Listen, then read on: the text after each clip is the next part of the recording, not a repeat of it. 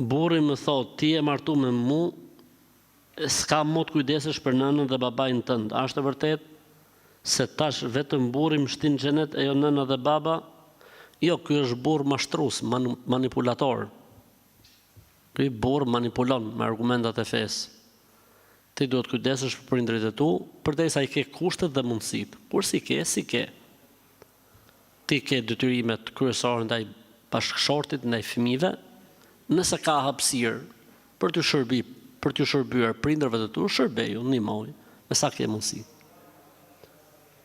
Kurse ky muhabeti që gruaja ka xhenetin ke komt e burrit, kësë ekziston në Islam, është mashtrim. Po, burri është xheneti dhe xhehenemi i gruas, po, kjo është e vërtet.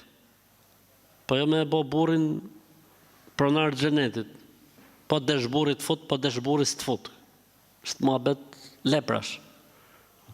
Pra ka burra që manipulojnë, që bëjnë lojra.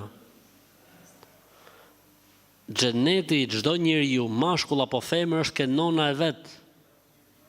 Po gruaja ku e ka xhenetin? Ke nona vet. Po burri ke nona vet. Po bashkëshortja ke nëna e saj. Po burri ka punë, ka detyrime, ka detyra, ka përgjegjësi, kanë raporte me njëri tjetrin. Po nuk është burri rojtari i xhenetit gruas, po desha je fut, po desha je nxjerr. Është abuzim. Është abuzim.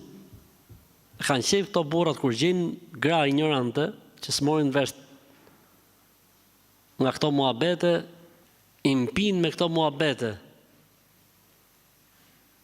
Po jo si u mohoka baba dhe nona, pse e martu. Nona dhe baba nuk vjen më kur, burri vdes, martohesh me tjetër, pa talli mod.